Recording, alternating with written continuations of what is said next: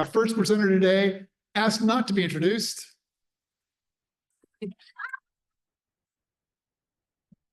Do I use an introduction? No.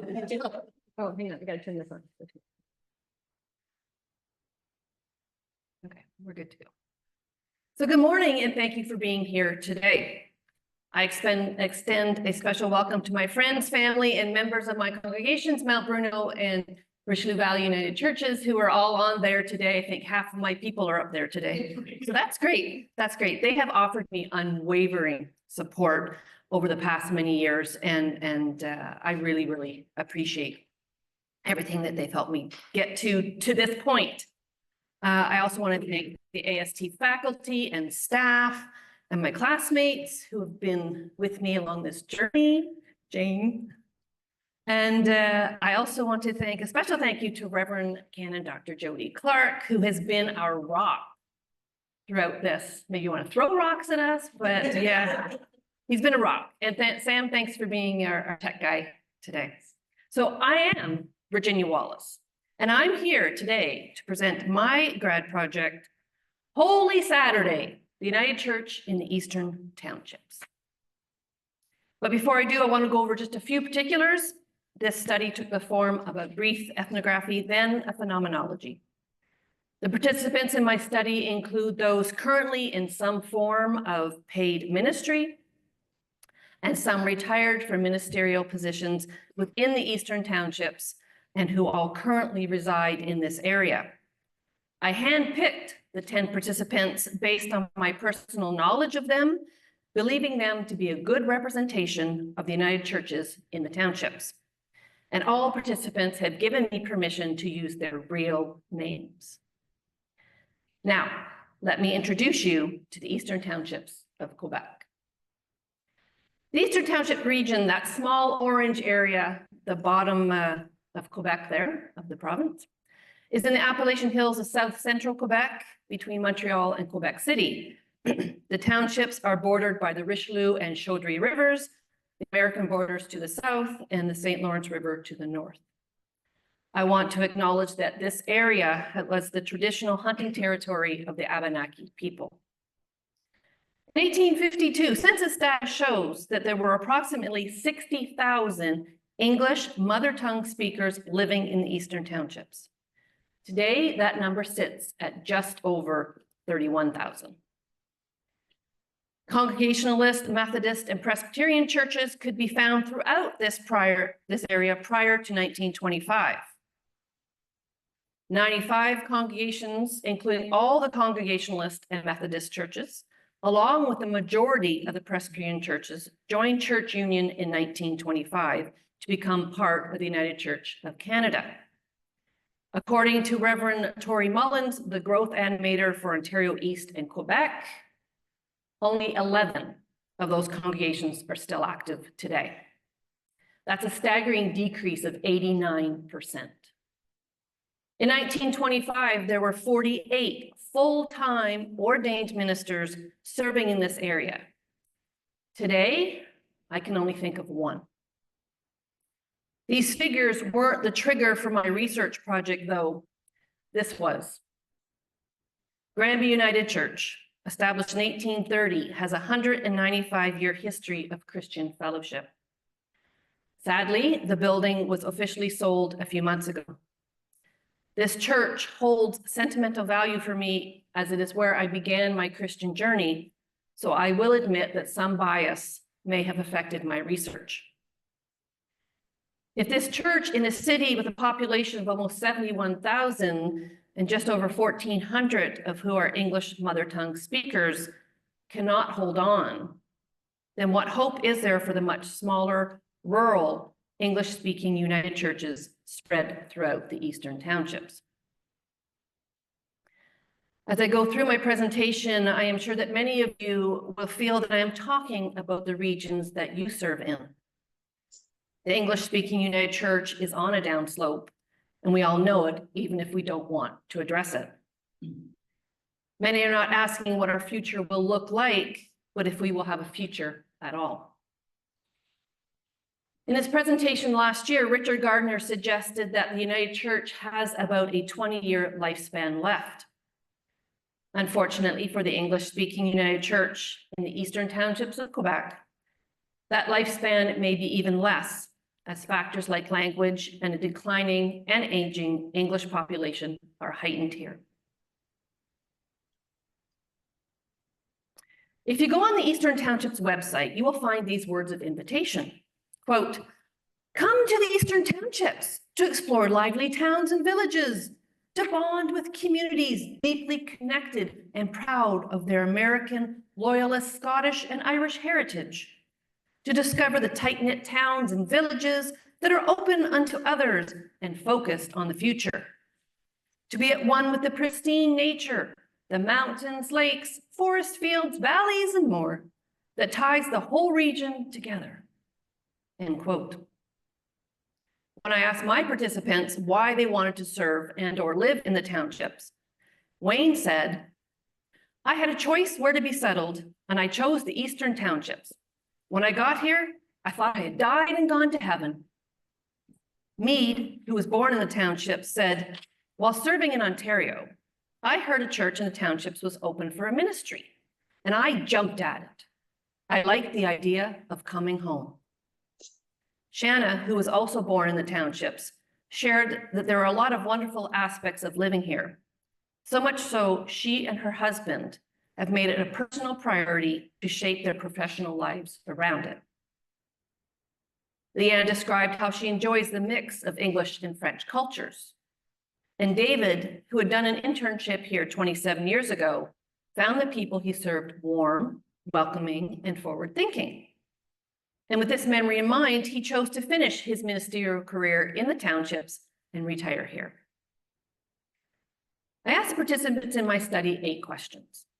The purpose of these questions was to gain a comprehensive understanding of the current situation of the English United Church of Canada within the regional boundaries of the Eastern Townships of Quebec. In the book, With Heart and Hand and Voices, Histories of Protestant Churches of Brome, Missisquoi, Shefford, and Surrounding Area, Reverend Tom Edmond writes, quote, "English-speaking congregations of the traditional Christian denominations are having a very difficult struggle to stay alive in the Eastern Townships of Quebec. Partly, of course, it is a secular and pluralistic age that we're in that affects churches everywhere in Canada. The church no longer holds center stage in the lives of most people or in the life of the community. The churches are also hurt by the demographics of the present day, losing families in every age group. The townships have always been a place of exodus for English speakers, as the pull of the metropolitan centers is very strong, especially in other provinces where language is not an issue. The political dynamic in Quebec that encourages French-speaking institutions and culture has given an added push to Anglophone departure in the last 3 decades," end quote. Tom wrote this in 1996, almost 30 years ago, but it still speaks to today's situation. The questions that I asked my participants revealed 4 themes: community, loss, survivor's mentality, and Holy Saturday discernment. So let's begin by looking at community. Romans 12, verse 5 says, "So in Christ we, though many, form one body, and each member belongs to all the others." So community, what does it mean to you? Defined, a community is, quote, "a social unit with a shared socially significant characteristic, such as place, set of norms, culture, religion, values, customs, or identity," end quote. The Bible speaks to us about the importance of community, of encouraging and supporting each other. Creating and maintaining connections to others is important in establishing and growing the community. Angelica stressed the importance of having good relationships within and outside of her congregations. As most of the churches are in rural settings, some of the participants expressed the importance of friendship in the faith communities that they serve or served. The retired ministers interviewed still have many connections in these communities, as faith and friendship go hand in hand in the townships. Wayne said, "I've got lots of friends here, people I knew 30 years ago. When I returned, I slipped in like a comfortable glove. Many participants referred to the variety of spiritual gifts among church members. Meade shared a memory from his youth. He said, they wanted a more varied church, so people like my mom and dad, brother and sister, all led worship. It was community-oriented. Our own Song of Faith speaks to, quote, a church with purpose, faith nurtured, and hearts comforted, gifts shared for the good of all, end quote. The history of these communities and the role they play or played within the wider ecumenical and secular communities in which their church is located were also mentioned by the participants. Doreen said, I know the people and I know their struggles of what it means to live in Francophone communities. All participants voiced their appreciation for the people in the communities they serve or served, as well as the natural beauty that surrounds them. Angelica said, I served 3 congregations, each completely different, but they are all good, hardworking people. Leanne expressed how fortunate she was to serve her congregations and that her time here was very rewarding. Shanna said, Eastern Townships ministry is in general has a very strong relationship with the agriculture communities and nature because there's so much of it. The United Church of Canada's 4 faith statements written in their time held that the concept of community played a significant role, but the one that speaks loudest to me and always has since the first time I heard it is from a new creed written in 1968 that simply says, we are not alone, we live in God's world. We are God's community. When I asked my participants what fed their spirit or helped to keep their spirit alive in the Eastern Townships, their answers included friends, people within the community I know, helping others. I joined a gospel choir, personal connections. It's the people in and out of the church. Dave got involved with the local English community theater. And Shannon mentioned her book club ladies. Doreen said, about in the 70s, my parents, because of the situation in Quebec, they left and went to Saskatchewan. And with them, 7 of my brothers and sisters went too. That left me and my 2 sisters. And so what happened is I felt abandoned. We were a close-knit family and most of them were gone. And so one day I just realized that, you know, the church people are my family. And so I made that transition. These responses in Doreen's story speak to the power of community. We cannot be in community alone. We must have others. But who? This is a question that many of the English United Churches are asking themselves, and the answers they are faced with lead to a sense of loss. John 11, verse 35. Jesus wept. When asked what they thought about the current situation of the English United Church in the Eastern Townships and how they felt about it, the common thread expressed was a sense of loss. Internally, among my participants, they felt a loss of collegiality and connections when we moved from presbyteries to a regional model. Meade mentioned that it is a struggle for the townships, with most of the meetings and everything centered in Montreal. David said, the congregational experience on the ground is now even further away from the sources of discussion. Dave felt that with the move to a regional model, there becomes a sort of built-in neglect. He said, there is a disconnect between what goes on in the rural churches and a leadership that is distant in geography and understanding of what rural ministry entails. A few participants used the example of high assessments that rural churches cannot afford. It's hard to have bold discipleship when you're just trying to figure out how to pay the heating bill. Externally, participants shared that many people in the English United Church felt that they were losing their traditions as English language rights continue to be eroded by the provincial government and by the dwindling number of English mother tongue speakers in the region. Samuel shared, Anglos in his congregation are feeling more and more oppressed in the larger community with the very unpopular, and I think wrong, decisions of the provincial government, and they feel like the air is sucked out of them more and more. He added, with the government measures that have them feeling that their rights are being taken away one by one, the church is one of the rare places where they can feel that they are themselves and that they have some control. You know, these kind of decisions have a trickle-down effect on the churches, especially in the townships. Eastern Township congregations are lamenting the loss of future members or potential growth as young people move out of the area for education purposes. More often than not, these young people do not return once they graduate, choosing instead to seek employment in more urban areas or quite often out of province due to lack of job opportunities in townships for English speakers. Yes, this phenomenon may be common in many rural areas. The exceptional issues congregations in the Eastern Townships face including language and an aging and diminishing English population intensify it. Combine those factors to provincial government language laws aimed at protecting the French language to the detriment of the English language, provincial government that is promoting an anti-religious environment and rising secularism, it's not surprising that there is a decrease in church membership in the English United Church.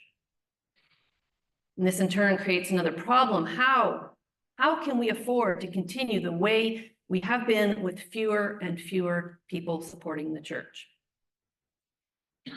As United Church membership declines, the ability to cover the expense of ministry personnel and the rising costs of keeping aging buildings in good repair has many wondering who will care for the remaining faithful when the community of faith has to close.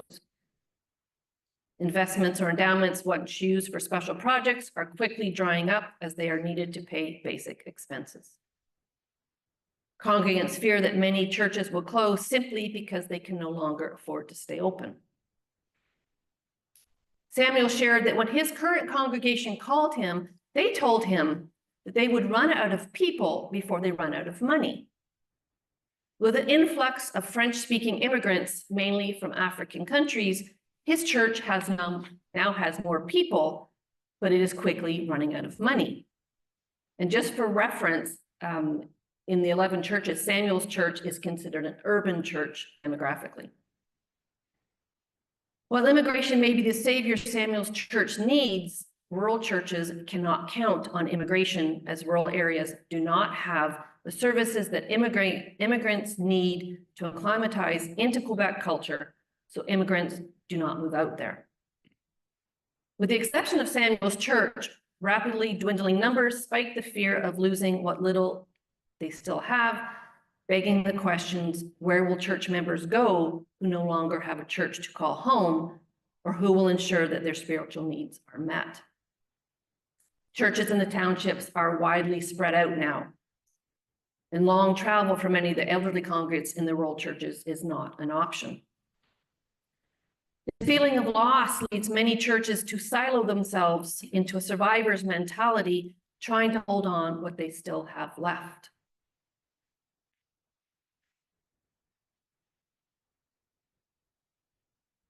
2 Corinthians 4, verses 8 and 9. We are afflicted in every way, but not crushed. Perplexed, but not driven to despair. Persecuted, but not forsaken. Struck down, but not destroyed. Defined survivor's mentality is, quote, a mindset that refuses to succumb to circumstances, no matter how dire they may be, end quote. In her article, Surviving Survival Mode, Colleen Thompson said, quote, survival mode is the focused, determined, driven exertion of one's energy toward getting through the demands at hand. It requires the employment of one's mental, emotional, spiritual, and sometimes physical strength to just get by, end quote. I asked my participants what they thought were the biggest issues facing the English-speaking United Church in the Eastern Townships, and they all gave varied answers. No surprise, though, that many of them mentioned language, an aging population, and also holding on to aging buildings that one participant said weighs us down, which is time and energy consuming. Many pointed to a growing segment of the greater population that is not interested in organized religion and a stubbornness to change on their own part. Angelica pointed out that the English-speaking United Church is surrounded by a Francophone population that has no clue who the United Church is and is completely out of interest in church life because all they know is the Roman Catholic Church from which they have turned away. If you've noticed or even wondered by now why I have been consistently using the phrase English-speaking United Church throughout my presentation so far, is exactly for this reason.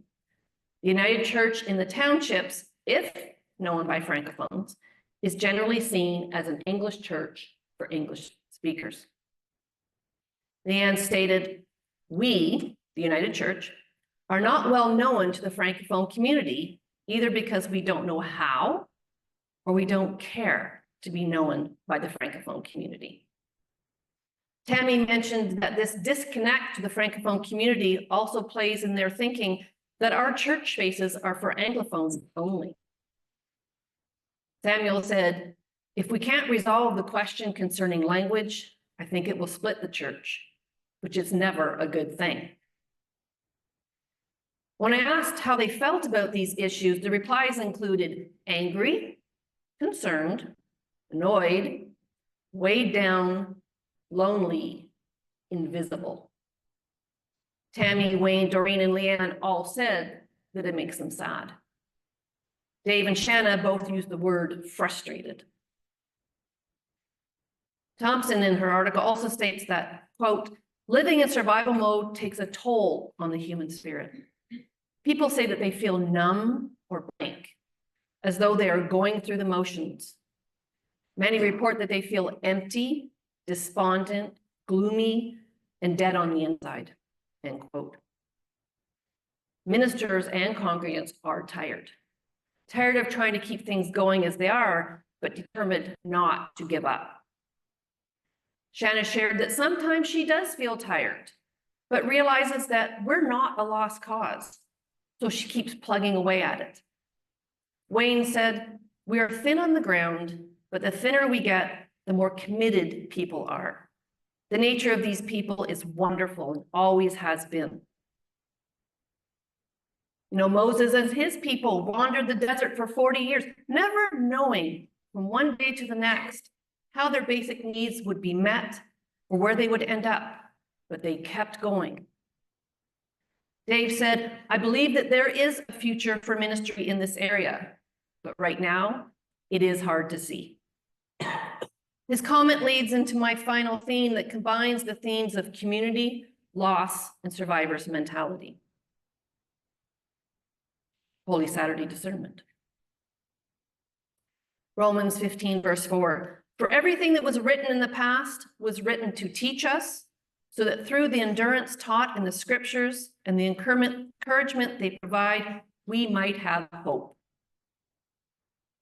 Holy Saturday is the day between Good Friday, when the disciples watch Jesus die on the cross, and Easter Sunday, when they go to the tomb and find it empty. Well, the Gospels do not give clear details about what the disciples were going through on that Saturday. We can presume that they would have been quiet, as it was the Sabbath. Luke 23, verse 56 simply says, on the Sabbath they rested according to the commandment. They would have also been waiting for what would come next. That next is what may have had them worried, scared, concerned, confused, maybe in denial, and maybe ready to give up. Jesus had told them that he would die only to rise again in 3 days, but it must have been difficult to comprehend that statement in the desolation of Holy Saturday. Throughout my interviews, the responses by the participants in my study kept pointing to this idea that the United Church in the Eastern Townships has been sitting in a Holy Saturday discernment state of time for some time. In his article, Waiting for Good News, Lisher states that, quote, Holy Saturday is a day of decompression and meditation. It invites us to re-examine our spiritual bearing when, as Psalm 46 says, while the kingdoms are tottering and the earth is melting and the desolations threaten the earth, be still and know I am God, end quote. Holy Saturday allows us time to express our losses, to process the current situation and confront fears about what may lie ahead. Holy Saturday is a time to contemplate how things were and how things may be. Greg Hunt proposes in his article, The Silence of Saturday, that, quote, Saturday is the receptacle into which we place all our unanswered questions, where we take our failures, fears, and doubts, end quote. Saturday is a place where we may lose our optimism about the future, but it is also a place where hope can thrive. Jesus himself reminded his disciples, as it says in Mark 8, verse 31, that, quote, the Son of Man must undergo great suffering and be rejected by the elders, the chief priests, and the scribes, and be killed, and after 3 days rise again, end quote. Jesus understood the necessity of dying to the old to be reborn to the new. Leanne voiced this same thought when she said, maybe we, the church, need to die to resurrect. David, referencing Mark verse 22, said, we shouldn't be trying to put new wine in old wineskins. We need new wineskins, but what they will look like is still uncertain. But perhaps considering the possibilities is why Holy Saturday discernment is necessary. While Holy Saturday gives us time to lament about what we have lost, it also provides a time for contemplation and throwing ideas around. Perhaps the disciples, in the quiet of Saturday, when they could do nothing else, to ask themselves, so what's next? As we approach the United Church's 100th anniversary, we are called into a vision of bold discipleship, daring justice, and deep spirituality.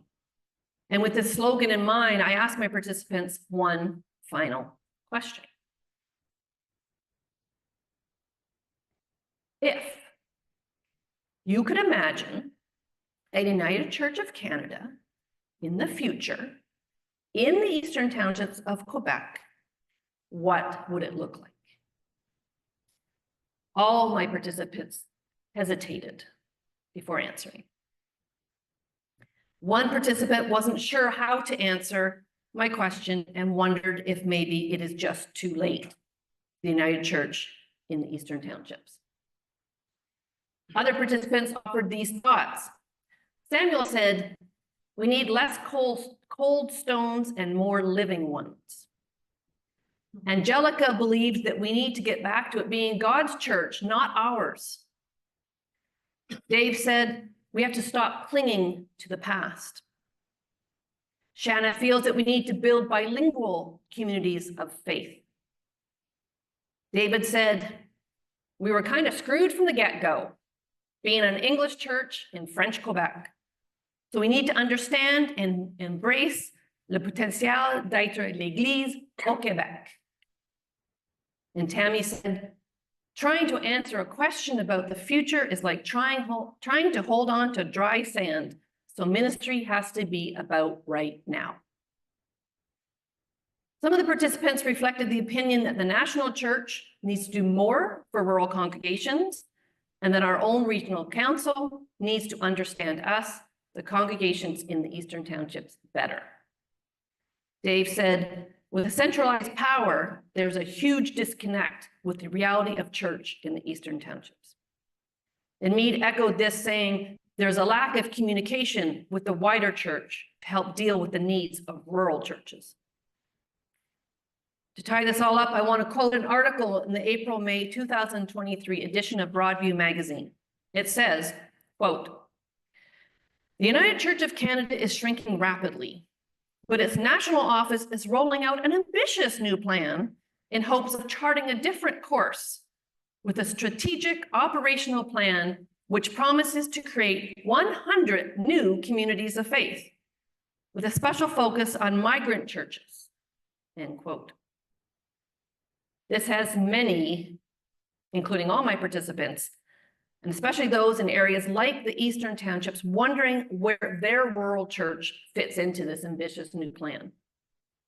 This kind of plan is exactly what Martin Marty emphasizes in his article, Imagining Futures of the Rural Churches of America, that, quote, the rural church is seldom the focus of church growth enthusiasts and is overlooked by most denominations as they routinely go about their work, end quote.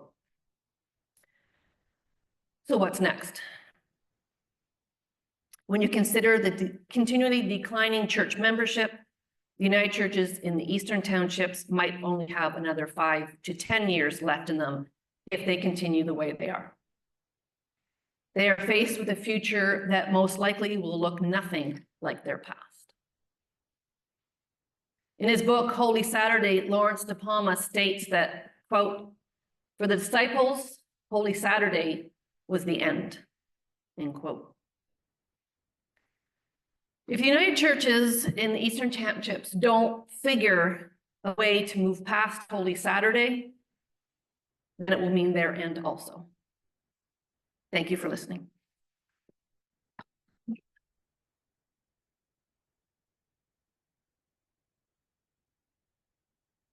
Now, I believe we have time for a question. Yeah, you timed yourself well there. No, I'll stretch it out a bit for you. Comments, questions? I have a few already, quickly. Okay, and I'll check online. I just have thank you, Virginia. I have a procedural question. I heard the names Wayne, Mead or Need, Shannon, Leanne, David, Doreen, Angela, Samuel, and Tammy. How many people did you interview? 10. 10, okay. 10. Was that stated up front and I missed Yes. it? Yep. I know it's a lot, but, and there were a lot more I could have. We have a lot of retired ministers in our area. So. Verification, thank you.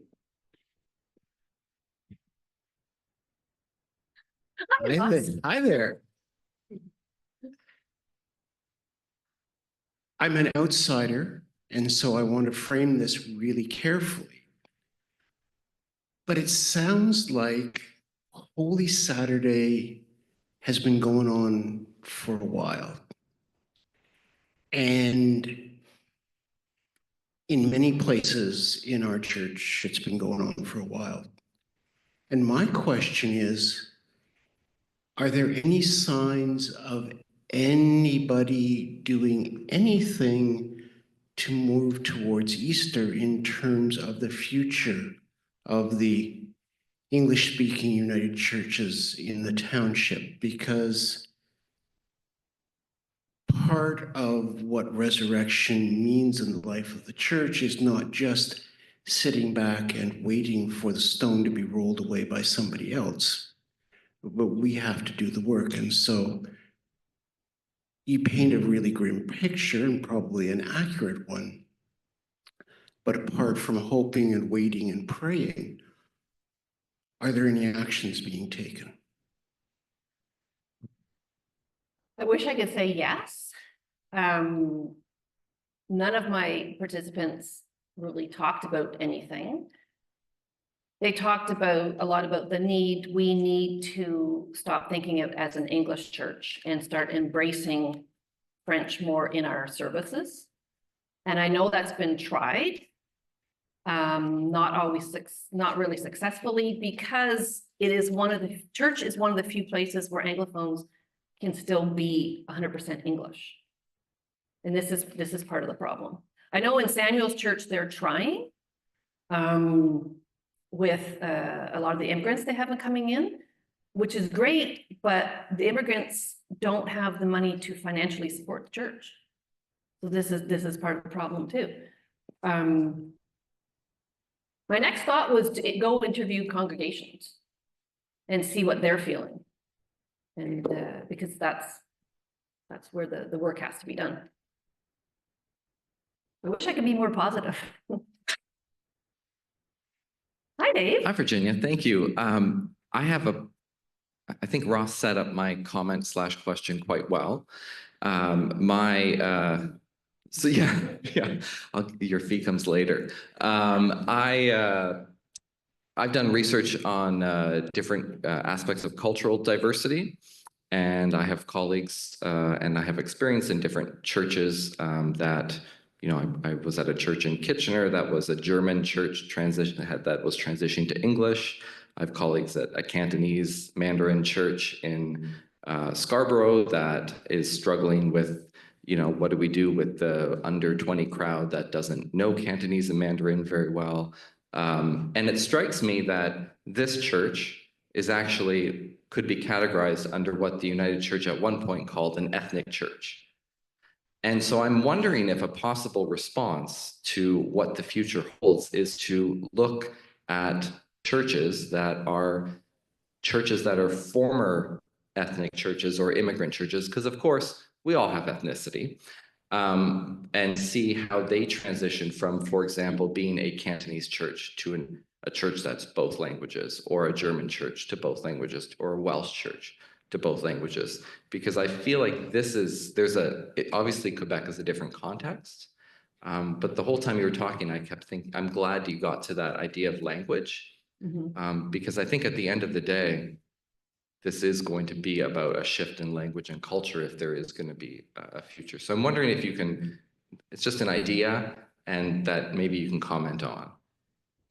I mean, I know what you're saying. We have a lot of ethnic churches in Montreal, right? There's the Hungarian church. There's what they're called. There's a new one that came in. I forget. Anyway, Montreal's not my area. And it works well there because they have the populations, right? Trouble is in our rural churches, the ones I was talking about, except for Samuel's Church in Sherbrooke, they only have Francophones in the area. And what they're also battling are Francophones who have turned away from the church. So trying to make the Francophones realize that how the United Church is different from the Roman Catholic Church that they know, right? That we're open to, like, we're welcoming them in and we're willing to change. It's a hard sell sometimes, that change. But I think it will be more of a shift. We have younger Francophones come in.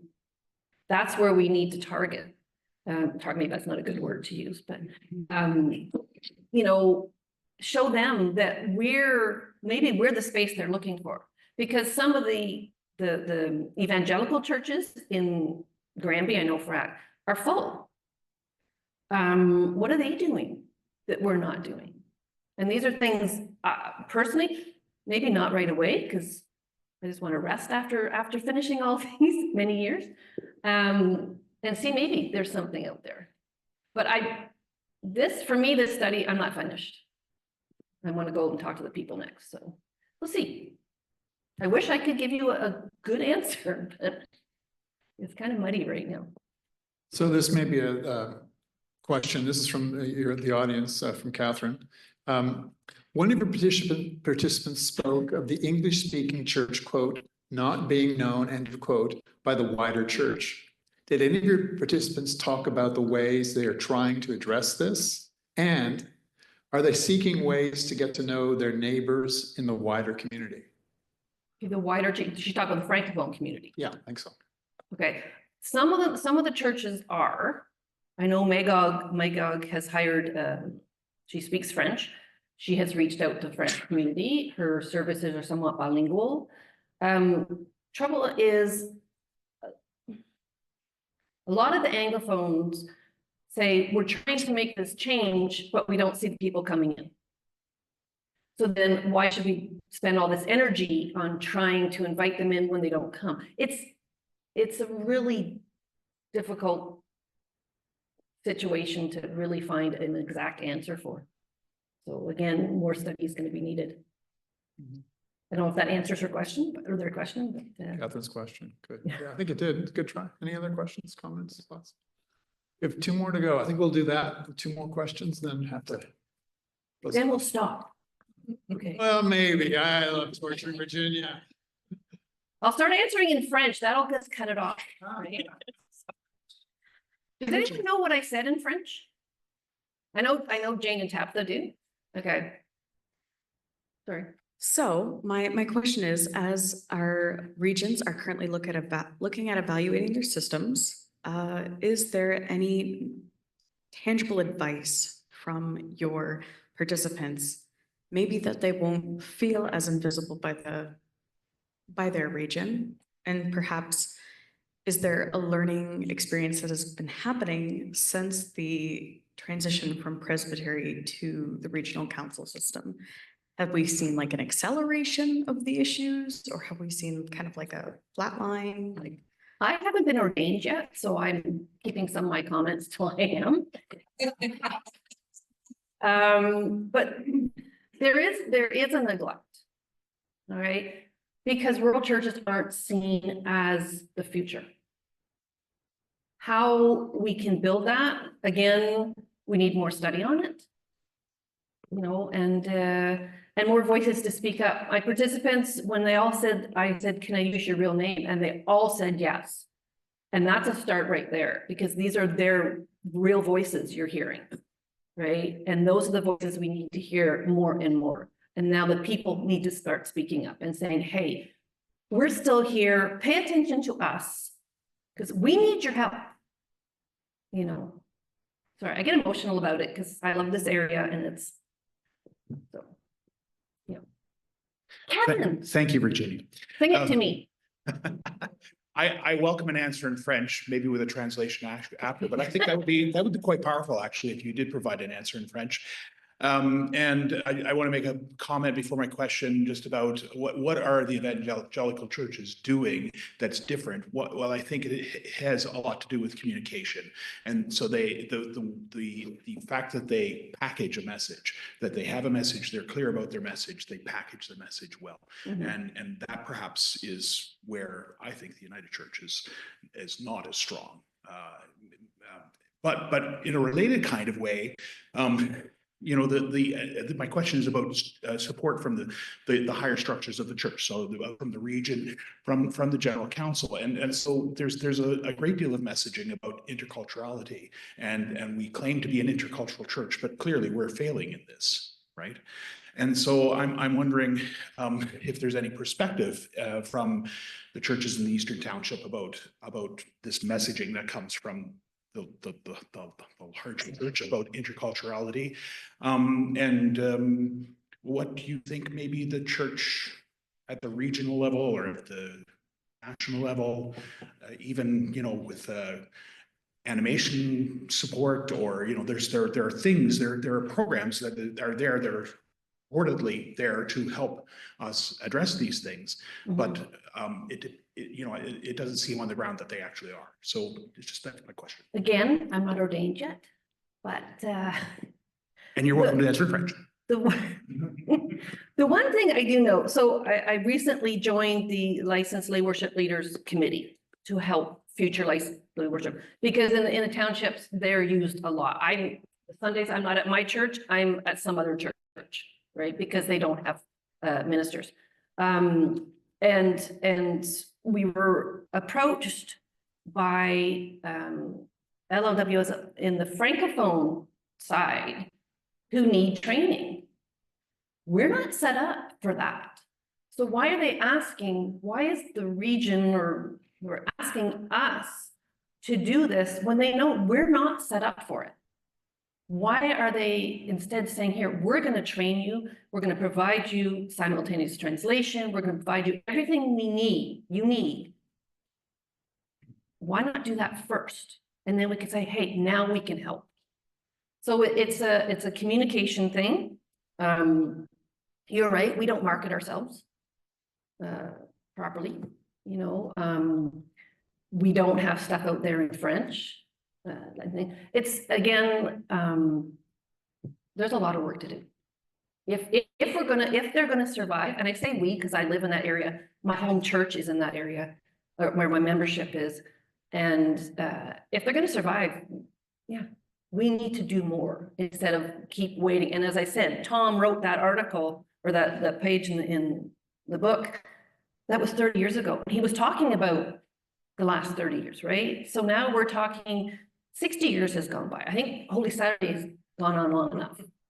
Yeah. So I'm hoping this is a bit, whoever's listening is a bit of a wake-up call. Good. That now is the time for action. So with regard to that latter point, so I have lots of kudos from the Eastern Townships. In fact, I think all of the United Church people in the Eastern Townships have been online today. Oh, there's a lot of them up there. I There's a know. lot I can of them. see them. I I can welcome them. And from my home, my church, Mount Vernon, Richelieu Valley, there's a lot up there too. I marketed myself You for did. this. No, yes. she did. You should see all the names. This is And I'm really like, great. 9 a.m. people, not 10 a.m., 9. I called someone this morning. They said, I'll see you in an hour. I said, no, 6 minutes. Okay. So it's that time change thing. So Virginia, two really quick things. The thing that really fascinated me about this project from its very inception is you've got a provincial government that is pro-secular. In fact, it's anti-spiritual, right? So on top of this, so the ethnographic work she did at the very outset is critical. So you've got an oppressive government that's not really cool on things spiritual, which is so strange. And then, so inside that crucible, you also have a declining population. It's something all of us know. So we're not, that resonates with us, but this is a particular dynamic that she's looking at. It's a real crucible for Holy Saturday. And what you've done is ask lots of questions that may in fact enable us, your church, the church, to emerge into an Easter. Virginia, well I done. hope so. I Thank hope you so so. much. Thank you. Thank you.